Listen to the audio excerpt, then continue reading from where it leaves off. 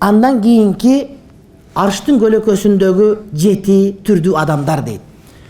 Bul boyunca urmatlı bir tuğanım hadisti bir sire okup berip durup andan keyin ötöbüz. Sab'atun yuzilluhumullahu fi zillihi yevme la zilla illa zilluh.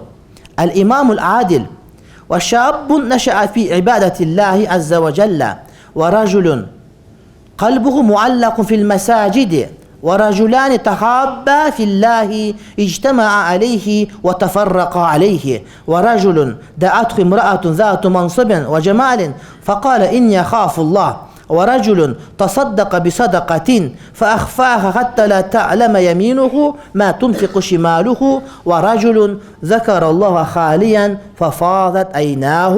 İmam Bukhari, İmam Müslim, İmam Tirmizi rivayet kılgan bu hadiste Peygamberimiz mınday deydi.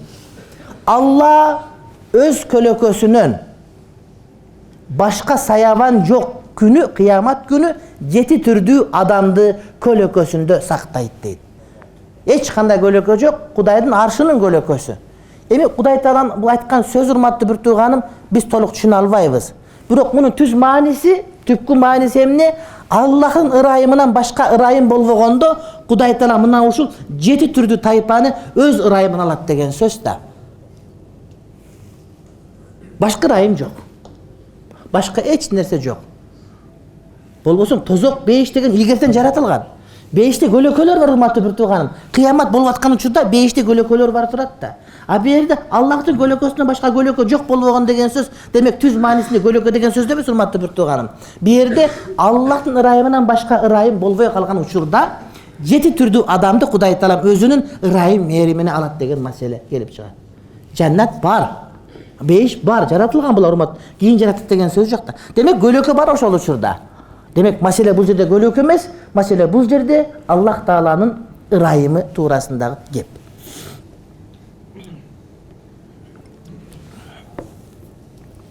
Allah öz kölökösünden başka sayavan yok kıyamet günü 7 türdүү adamdı öz kölökösünde saktayt. Alar adilettүү başçı. Ekinci, ömürün ibadat menen ötkörgön jaş adam.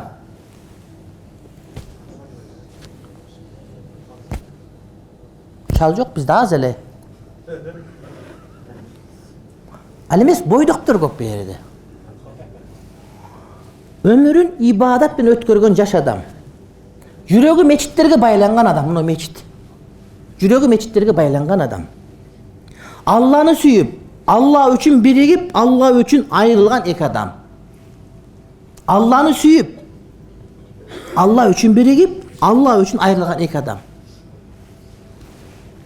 Adamlar sodada juda dost boluşat. Adamlar üylөнгөндө bargan жерден эки кыз подружкасы эки кыз аркылуу дос болуп калышат. Бирок азыр мен көп адамдарды көрүп, даватка чыгып дос болуп калгандарды. Бул эмне үчүн дос болгондор? Кудай үчүн бириккендер деген сөз. Кудай үчүн дос болгондор деген сөз. Ошого кээ бир адамдар келгенде чөйрүн алсаш керек, мен даватка жиберем. Максаты эмне? Жаңы чөйрө тапса, жаңы дос тапса деген сөз.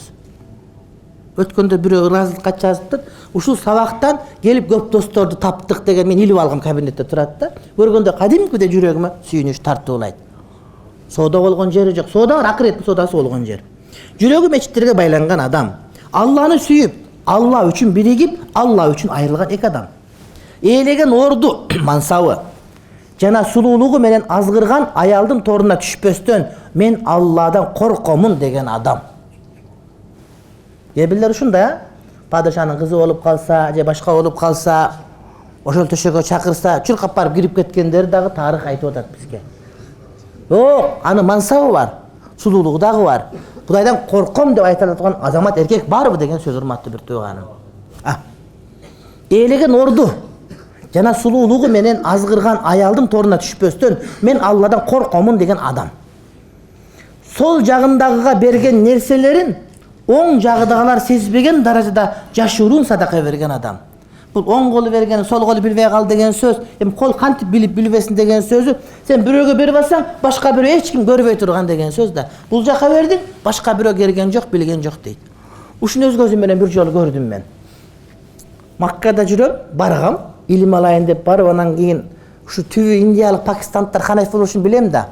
Анан ошолордон бирөөнө сабак алайын деп, аны издеп жүргөн бир адамды таппай жүрөм. Анан бир күнү карасам эле бирөө сабак берип отурат. Анан интип сөзүнөн байкасам ханафи мазхаб билет. Анан адам көп. Жана Хажар Ласфат бурчу бар го. Ошол бурчтун карама каршысындагы бурч да. Ошол үчүн сабак берет. Ошол бурч менен жанагы Рукни Яман орто сабак берет. Анан сабактан кийин ээрчип алдым мен аны. Анан тавафта ээрчидим, жоготуп кетсе каяктан адам көп да, аякта аркасын жүрөм 1 метр болот. Таваф кылганга чейин ошол чөнтөгүн акча ачып кетип атканда мындай кийимдеринен көрүнүп турат да, буттары жарылган, беттеринен көрүнүп турат, кембагал да. Кетип атып, акчасын даярдайт да, карап туруп ошол жадына жеткенде колуна карматып, ал буну бетин көргөн жок. Ага бетин көрүп өтүп кеткен. Таваф бүткүчө канча акча берди? Мен акчасын байкап кетип атпаймынбы? Анан таваф кылып бүтүп барып, жанагы Хажар Ласфат менен эшиктин ортосундагы жерден асылып дуа кылды. Анан мен бар дуа кылсам, ал чоң шейх урматтайт да. Мени бияк тур деп атпайт, милиция, турган милиция бар ошол жерде. Мен айттым, мага бул керек, мага бул жоголуп таппай калам десем, анан макул деди, анан карап турдум, бүттү. Анан чыгып анан кетип аткандан кийин барып анан жабыштым. Мен ушунда кайта деп айтып анан кийин десем айтты, деди, сен анда Саулатияга барып, шейх Тарыкка жолугасың, мен атыман айт деди. Атын унутуп калыпмын аныкынчы. Анан кийин шейх Тарыкты издеп бардым. Анан Саулатияга барсам, ким жиберди деди. Анан атын унутуп калдым. Бир ушундай десем, ал паланча деп айтты, анычы билет экен дедим. Ошондон келдим десем, анан сабакка кел деп, ошентип таптапкам шейх Тарыкты. Бирөө жетелеп барган эмес, издесең табасың да. Барсам селден орогон, чапандарды кийген, сааттарды таккан. Алиги Султан Сулеймандын кебетесине окшогон бир шейх экен. Адашып кетип анан не десе, мен дейт Хамбали мазхабы окуганы келдим деп айтып алып, сүрдөп кетипчи. Аны көрүп сүрдөп кеттим да. Десе, биз ханафи окутабыз дейт. Жок, ошо ханафи окуганы келген болчумун мен. Десем анан кел деди да. Анан барып окуп, ошондо баштаганбыз, келгенге чейин үзүлгөн жерибиз жок, алхамдулилла.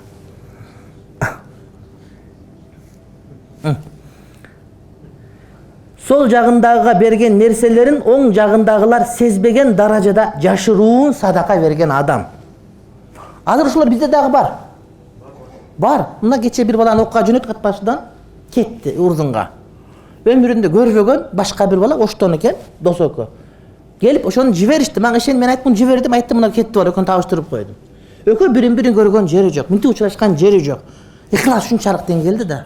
Жанагы айттым го, Урдунга сабак кетип атат. Ошока бир адам жөнөтсөңөр, окуган соогун ала бересиңер десем, досторум чогултуп келип, ушинтип кайра кетти. Дамла ошону бир көрүп коеюн, бала жакшы оку деп айтып коеюн десе деле туура келет эле. Анткен дагы жери жок да. Андай көп, ошону карап, биздин элибизде дагы ошол жанагы Кудайдын ырайым мээримине хас боло тургандар пайда болгондугун көрүп, кадимкидей сүйүнөм, урматтуу бир тууган. Ал-мухим, сол жагындагы берген нерселерин оң жагындагылар сезбеген даражада жашыруун садака берген адам. Жалгыз калганда Алланы эстеп, көздөрү жашка толгон адам. Элдин көзүн чыйлаган абдан сонун. Ыйлап коесуң, жүрөк жибип кетет, сүйлөгөн ырдаган. Бирок эч ким жок ыйлаган бул оңой эмес. Ал чындап чыгат деген сөз да. Тагаждыкка тур, аялың билбейт, кызың билбейт, балаң билбейт. Намаз окуп, Кудайга жалгыз калганда, Кудай эстеп коркуп көзүңөн жаш чыгып атса, мына ошол чыныгы көз жаш. Ошо ырахаттан, ошо өзүңө сүйүнчү болсун. Анан бирөө карап турганын билип алып ыйлап аткан болсоң, азыр эми туттан каласың. Кеде ажы умурага барганда ыйлап атып, жөнөтүп тартып атып, чик деп.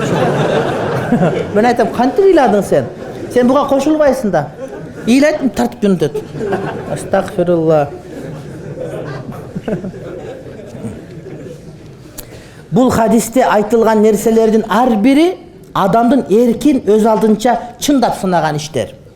Анткени булардын кээ бирөөлөрүн аткаруу абдан кыйын болсо да, кээ бирөөсү адамдын рухун катуу сынайт. Адам бул сыноолордун кээ бирөөлөрүнөн өтө алса да, кээ бирөөлөрүнө кептелип өтө албай калышы мүмкүн. Бирок Алланын жардамы жана коргоосу менен бул сыноолордон өтүүгө болот. Адамдын колунан келбей турган ишти Кудай Таалам айтпайт эле, таргып кылбайт эле да. Демек колдон келет деген сөз да, колдон келет. Бирок кээ бир адамдар Кудайга таянбагандыктан, чын ыклас кылбагандыктан өтпөй калыштык ыктымалы дагы бар дейт, урматтуу бир тууганым. Бирок аракет кылса, Кудайдын коргоосу менен жана жардам колдоосу менен адамдар өтүп кетет.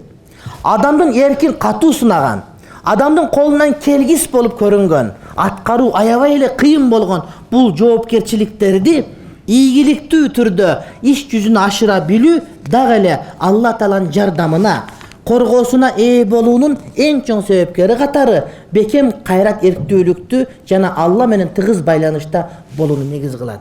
Эгер адам Кудай менен тыгыз байланышта болсо, Кудайга кайрыла турган болсо, Кудай Таалам ошол адамды урматтуу бир туган ушундай нерсеге жеткирет да. Адам өзүнүн алыс экендигин сезүү керек. Адам өзүнө таянбастан себептерин кылып Кудайга таянганда, Кудай Таалам буга жардам берет. Кудайдын жардамы келгенди, Кудайдын жардамын алгандар, сезгендер ачык эле билип тура турмактуу бир тууганым. Кудайга моюнсунмайынча сага жакшылык келбейт.